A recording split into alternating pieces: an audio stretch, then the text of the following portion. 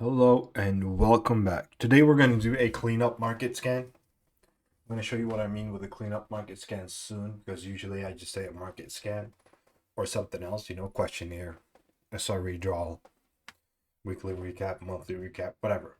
But before we get into all of that, I want to say that if you like these types of videos, let me check this out. If you like these types of videos, if you want to see more of it or you want to get more engaged, I do have a trading community that will be linked in the description. Let me see, what the fuck is this? Yeah.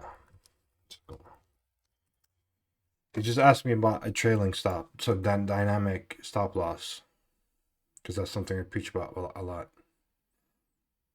Oh, yeah.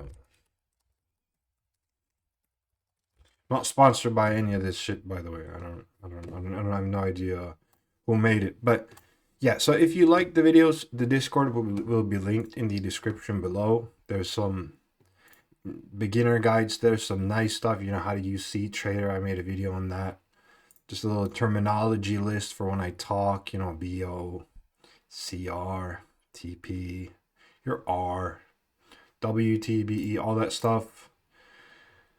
We also have like a little checklist here. This one's I'm really proud of this one. Can I walk away right now? Yeah. So feel free to join. What does he mean? Yeah, I'm getting distracted. So feel free to join. Nothing there's monetized. Nothing's for sale or anything like that. And that is because I am a full-time trader and I do not need to sell any courses or any of that. Now, I've used enough time to explain all of that. Discord is below. So let's get to the analysis. We're going to start on Bloomberg like we always do first. What I'm seeing here, the big thing, rate cuts are always a big thing. I haven't read Bloomberg, like the news cycle that comes up now. If I refresh, it's probably something new again. It's always on like a 15-minute basis. Yeah, so it looks like the rate cuts might be postponed. The markets don't like that. Let me make it really simple for you. Think about interest rates as a gravitational pull for the markets. When I say that, I want to be more specific for the stock market. It doesn't affect currencies like that. But for example, SPY, right? The interest rate is essentially just a gravitational pull for SPY. The interest rate, if the interest rate goes right up, SPY is going to go down with it. So this again is a bearish sign. CBS boosts deficit or larger deficit. Thought Trump was going to cut that, yeah. But yeah, large deficit, that's also bearish. Says deal on territory is focus of next time. I don't understand. Why is it Slensk EY and sometimes it's Y, two Y's, and sometimes it's just one Y. You know what I mean? Let me show you. Sometimes it's like this. Yeah, what the fuck? And then sometimes it's like this. And then sometimes, we saw that on Bloomberg. And then sometimes it's just like that. Someone told me, why? Yeah, I've seen that too. What the fuck is that? So, and sometimes it's like that. I don't know, bro, honestly. Anyways, it's really not important. I just noticed that it's spelled differently. Even on Bloomberg, they just change it up. Le Pen, it doesn't matter. She's irrelevant. Nothing here, nothing. Owns 1 trillion economic, no one cares. When I say no one cares, good for Poland. If you what is this even? Yeah, Poland has a $1 trillion economy now, no, good for you. But what I mean is that the markets don't react. It's not of relevance for us. So let's look at SPY. SPY has stalled out a little bit for the last month or so, but it is still in that. Mind you, we're on the 2-week time frame now.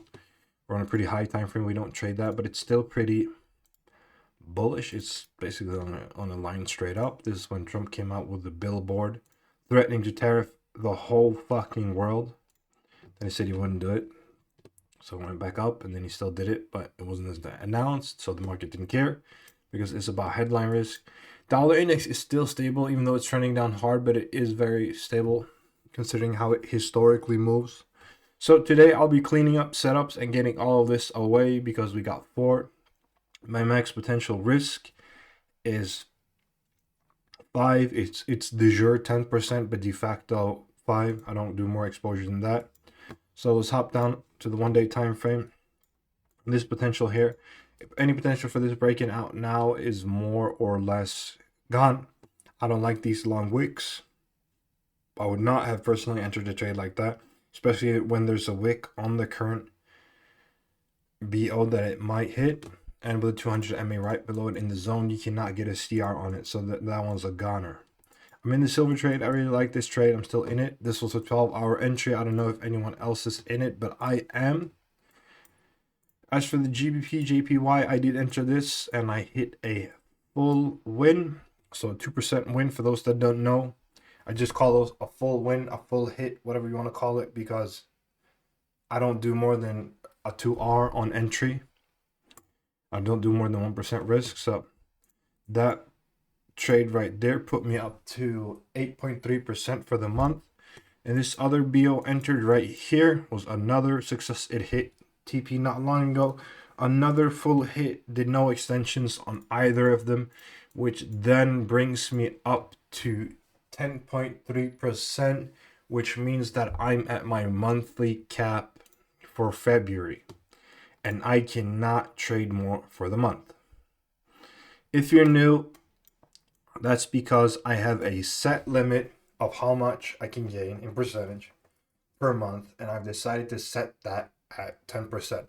I'm not going to go into why. I've made like 20-minute long videos explaining why. So I don't think that's productive right now, but that's what my limit is at. So in the future, going forward now, when I'm posting trades, guys, I will not be entering them myself. So keep that in mind. But with that said, I've cleaned everything up and I'm ready for the analysis tomorrow with a clean sheet. I am in this silver trade here though. Hoping that goes well. I'm pretty positive about this one. I like this trade. So that said, I'm going to end the analysis right here. A pretty short one, just a cleanup. And with that said, thank you for watching. I will see you tomorrow. Bye-bye.